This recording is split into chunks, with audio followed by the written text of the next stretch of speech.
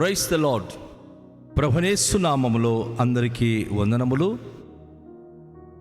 యేసయ్య మాటను ఈ కార్యక్రమానికి ప్రేమతో నేను మిమ్మల్ని స్వాగతిస్తున్నాను. ఈ దినము లూకా సువార్త 3వ అధ్యాయము 7వ వచనము నుండి 14 వచనాల వరకు మనము ధ్యానించుకుందాం. అతడు తన చేత బాప్తిసం పొందవచ్చిన జనసమూహములను చూచి, సర్పసంతానమా, రాబోవు ఉగ్రతను తప్పించుకునుటకు మీకు బుద్ధి చెప్పిన వాడేవాడు? మారు మనుషునకు తగిన ఫలము ఫలించుడి. అబ్రహాము మాకు తండ్రి అని మీలో మీరు అనుకొను మొదలుపెట్టవచ్చు కొనవద్దు. దేవుడు ఈ రాళ్ల వలన అబ్రహామునకు పిల్లలను పుట్టింపగలడని మీతో చెప్పుచున్నాను. ఇప్పుడే గొడ్డలి చెట్ల వేరున ఉంచబడి ఉన్నది గనుక మంచి ఫలము ఫలించని ప్రతి చెట్టును నరకబడి అగ్నిలో వేయబడునని మీతో చెప్పుచు. అందుకు జనులు, అలాగైతే మేమేమి చేయవలనని అతని అడుగగా, అతడు 2 అంగిలు గలవాడు ఏమీ లేనివానికి ఇయ్యవలెను, ఆహారము గలవాడును అలాగే చేయవలెనని వారితో చెప్పాను. సుంకరులను బాప్తిసం పొందవచ్చి, బోధకుడా మేమేమి చేయవలనని అతని అడుగగా, అతడు మీకు నిర్ణయింపబడిన దాని కంటే ఎక్కువగా తీసుకునవద్దని వారితో చెప్పెను. సైనికులు మేమేమి చేయవలనని అతని అడిగిరి. అందుకు అతడు ఎవ్వరిని బాధ పెట్టకయో, ఎవని మీదను అపనింద వెయ్యకయో మీ జీతములతో తృప్తి పొంది ఉండుడని వారితో చెప్పెను. ప్రియదేవునికి బిడ్డలారా, యోహాను యొక్క అద్భుతమైన సందేశాన్ని ఇక్కడ మనం గమనిస్తున్నాం. యోహాను ఎవరికి భయపడే వ్యక్తి కాదు. యోహాను ఉన్నది ఉన్నట్టుగా బహిరంగంగా ప్రకటించే వ్యక్తి. ఎందుకంటే కొన్ని సంవత్సరాలు ఆయన అరణ్యములో దేవునితో సహవాసము కలిగి ఈ పాప లోకము నుంచి, భ్రష్టత్వం నుంచి దూరంగా జీవించినటువంటి గొప్ప అద్భుతమైన శక్తి గల దైవ ప్రవక్త. అందుకే ప్రజల జీవితాల గురించి ఆయన పరిశీలించినప్పుడు వారి జీవిత విధానాలు ఎంత ఘోరంగా ఉందో ఆయన చూశాడు. అంతమంది కూడాను వంకర డింకర్లో ఎవరికి నచ్చిన మార్గంలో వారు ప్రయాణము చేస్తున్నారు. వారి జీవిత విధానాలు, వారి గమ్యములు సరైనవి కావు. అయితే ఆయన ఆ యోర్దాను నది దగ్గర నిలుచొని ఆయన పరలోక రాజ్యం గురించిన మాటలను, మారు మనసు పాపక్షమాపణ గురించి ఆయన బోధించినప్పుడు అనేక జనసమూహములు ఆ మాటలు వింటూ తన దగ్గరికి వచ్చి, అయ్యా, పాప క్షమాపణ నిమిత్తం బాప్తిస్మము తీసుకోమన్నారు కదా, మాకు బాప్తిస్మము కావాలి అని వారు కోరినప్పుడు ఆయన వారిని గద్దిస్తూ అంటున్నాడు, సర్ప సంతానమా. ఎందుకు ఈ పదం ఆయన వాడాల్సి వచ్చిందంటే, సర్పము కుయుక్తి గలది, సర్పము వంకర డింకరగా జీవించేది, సర్పము ఒక మోసమైనది, పగపట్టేది, ద్వేషించేది. ఈ గుణాలన్నీ కూడా మనుషులలో ఇమిడిపోయింది. ఈరోజు సర్ప సంతానమని యోహాను భక్తుడు, బాప్తిస్మిచ్చే యోహాను భక్తుడు మనుషులకు పిలిచాడంటే, వాస్తవానికి ఈరోజు అనేక మంది జనములు సర్పం వల్లే వంకర డింకర జీవితం కలిగి ఉన్నారు. వారి నాలుకలో విషం ఉంది. ఒక మనిషి మరొక మనిషి గనుక మాటల ద్వారా కాటేస్తే వారు చచ్చిపోతున్నారు. పాయిజనిక్ పీపుల్గా మారిపోయారు. కనుక యోహాను భక్తుడు ఆవేదనతో, రాబోవు ఉగ్రతను తప్పించుకున్నటకు మీకు బుద్ధి చెప్పిన వాడు ఎవడు అని ప్రశ్నిస్తున్నాడు. మీరు చూస్తే భయంకరమైన మనుషులు, మీ బ్రతుకులు, మీ యొక్క విధానాలు చాలా దారుణమైనది. మీకు బుద్ధి చెప్పి దైవోగ్రత నుంచి మీకు తప్పించుకోవడానికి బుద్ధి చెప్పిన వాడు ఎవడు అని చెప్పి ఆయన ప్రశ్నిస్తూ, మారు మనసుకు తగిన ఫలము ఫలించుడి. ప్రతి వ్యక్తి మార్పు పొందిన తర్వాత మంచిగా ఫలించాలి. నేను మారిపోయాను అని బయటికి చెప్పుకుంటూ లోపల గనక కుతంత్రాలు కలిగి భయంకరమైనటువంటి దౌర్భాగ్యమైన స్థితిలో బ్రతుకుతున్నట్లయితే అది దేవునికి నచ్చవని నిర్ముఖమాటంగా యోహాను భక్తుడు బోధిస్తూ, అక్కడ పరిసయ్యులు, సదుకయ్యులు ఇలాంటి అనేక మంది ఈ లోకరీత్యా మేము చాలా మంచివాళ్ళమని చెప్పుకుంటున్న వ్యక్తులకు ఆయన ఏమంటున్నాడంటే, మేము అబ్రహాము పిల్లలము, అబ్రహాము మాకు తండ్రి అని మీరు అనుకొనుచున్నారు. అలా మీరు అనుకోవద్దు. ఎందుకంటే ఈ రాళ్ల వలన దేవుడు అబ్రహామునకు పిల్లలు పుట్టింపగలడు. రాళ్ళు అనగా ఏమీ తెలియనటువంటి మూర్ఖత్వం కలిగిన ప్రజలు ఉన్నారే, కఠిన హృదయాలు, వారికి దేవుని మాటలంటే తెలియదు, దేవుడంటే వారికి ఇష్టం ఉండదు. అలాంటి కఠినమైన రాళ్ళ లాంటి మనస్తత్వం కలిగిన వాడిని దేవుడు మార్చగలడు. అంతేకాని మేము దేవుని బిడలమని చెప్పి మీరు దౌర్భాగ్యమైన స్థితిలో ఉంటే దేవుడు మిమ్మల్ని ఎప్పుడు అంగీకరించాడు అని అక్కడ యోహాను భక్తుడు తెలియచేస్తూ ఒక చాలా అద్భుతమైనటువంటి విషయాన్ని అక్కడ బయలుపరుస్తూ వార్నింగ్ ఇస్తున్నాడు. ఏమని? గొడ్డలి చెట్ల వేరున ఉంచబడి ఉన్నది గనుక మంచి ఫలం ఫలించని ప్రతి చెట్టు నరకబడి అగ్నిలో వేయబడునని చెప్పాను. ప్రతి ఒక్కరికి తీర్పు దగ్గరుంది. గొడ్డలి అనగా వారికి వినాశకాలం వారి దగ్గరలోనే ఉంది. నా సోదరి, నా సహోదరుడా, నాకేం కాదు అని అతిశయించొద్దు.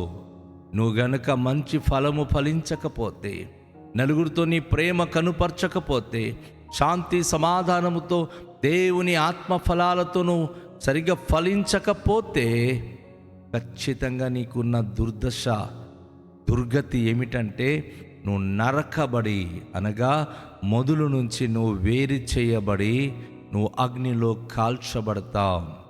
చెట్టు మొదలుకు అంటి ఉంటేనే ఫలాలు ఫలిస్తుంది.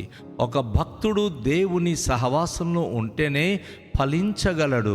ఒకళ్ళొక భక్తుడు దైవికమైనటువంటి ఆ సహవాసములో తను అన్యాయము, అక్రమము, దౌర్భాగ్యన పాపిష్టి జీవితము గనుక జీవిస్తే దేవుడు మంచి ఫలము ఫలించని ప్రతి చెట్టును నరికేస్తాడు.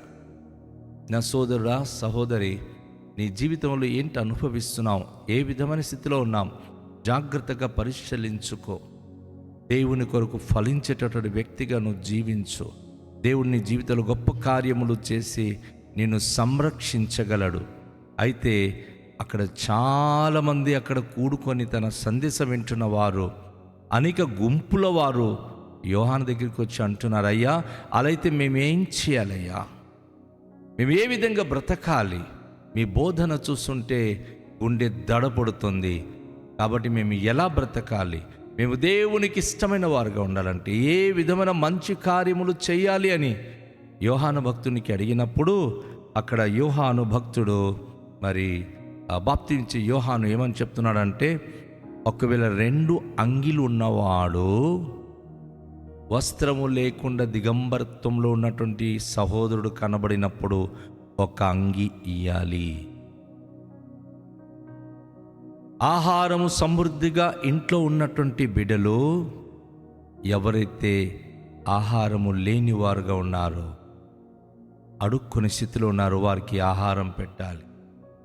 చాలామంది తీర్పు తీరుస్తూ ఉంటారు. ఏమనంటే, వాళ్ళు భోజి పెట్టారు, ఎవరికి ఇవ్వలేదు, వారు తిండి పెట్టారు. ఎవరో పెట్టడం కాదు, నువ్వు పెట్టడం ప్రారంభించు. మీ ఇంట్లో ఉన్న ఆహారము పేదవాళ్ళు వచ్చినప్పుడు కూర్చోబెట్టి భోజనం పెట్టు. మీ ఇంట్లో ఉన్నటువంటి బట్టలు పేదవాడు కనిపించినప్పుడు నువ్వు వారికి ఇవ్వు. అది యోహాను బోధించినటువంటి బోధన విధానము. ఇందులో మనం చూస్తున్నప్పుడు సుంకరులు అంటే పన్నులు వసూలు చేసేవాడు, ట్యాక్స్ కలెక్టర్స్, వారు బాప్తిస్మ పొందడానికి వచ్చి బోధకుడా మేమేమి చేయాలి అని ఆయనకి అడుగుతున్నారు. సరే, పేదవాళ్ళకి బట్టలు ఇమ్మన్నావు, తిండి లేని వారికి తిండి పెట్టుమన్నావు, మరి మేమేమి చేయాలయ్యా?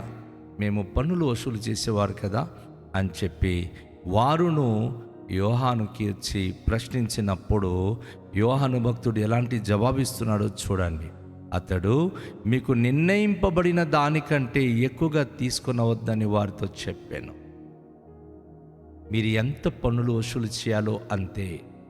ఈరోజు చాలామంది పొరపాటున మర్చిపోయి కనుక మీరు దుకాణంకి వెళ్ళి కొన్నప్పుడు ఒకవేళ మీరు ఒక 200 రూపాయల సామాగ్రి కొని లేక ఆ, తక్కువ డబ్బుల్లో ఒక 300 రూపాయలది కొని మీరు కనుక 500 కాగితం ఇస్తే వారు కన్ఫ్యూజ్ అయిపోయి కనుక ఆ 500లో ఇంకా కొంత కలిపి ఇచ్చేస్తే భలే భలే అనుకుంటూ వెళ్ళిపోయిన వాళ్ళు ఉన్నారు ఈరోజు.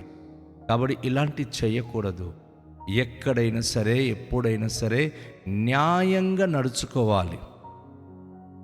ఏదైతే దాని ధర టికెట్ ఎగ్గొట్టి వెళ్ళిపోవడం ఏమండి, కొన్ని సందర్భంలో డబ్బులు ఇవ్వకుండా ఏదైనా మనం చేసుకుని వెళ్ళిపోవడం, మనం కూడా ఇవ్వాలా అని చెప్పి తప్పించుకోవడానికి ప్రయత్నించడం, ఇది వాక్య విరుద్ధం. సో ప్రభు అందుకే అంటున్నాను, నిర్ణయించబడిన దానికంటే ఎక్కువగా తీసుకోవద్దు, సరి సమానంగా మీరు ఆ విషయంలో మీరు ఫాలో అవ్వాలి. ఇక అలాగే ప్రభు మరొక మాట కూడా తెలియజేస్తూ ఉన్నాడు. మరి భక్తుడైనటువంటి యోహాను చెప్తా ఉన్నాడు, సైనికులు మేమేమి చేయాలని అతన్ని అడిగారు. అందుకు అతడు ఎవరికి బాధ పెట్టొద్దు. ఈరోజు ఈ వాక్యం పోలీసు వ్యవస్థ గురించి కరెక్ట్ సరిపోయినటువంటిది. సైనికులు, పోలీసు వారు ఏమని గుర్తించాలంటే వారికి వచ్చే జీతముతో వారు సంతోషంగా అనుభవించాలే కానీ ఎవరి మీద అపనింద మోపకూడదు, వారికి అన్యాయంగా డబ్బులు వసూలు చేయకూడదు. మీ జీతముతో మీరు తృప్తి పొంది ఉండాలని వారితో చెప్పాడు. అంటే యోహాను భక్తుడు న్యాయంగా అందరూ నడుచుకోవాలి, ఎవరు అన్యాయం చేయకూడదు, ఎవరి దగ్గర బలవంతంగా ఏమీ తీసుకోకూడదు, ఎవరికి మనం నొప్పించకూడదు, ఎవరికి మనం గాయపరచకూడదు అని అద్భుతమైన దివ్య సందేశాన్ని ఆయన జనాంగానికి బోధించాడు.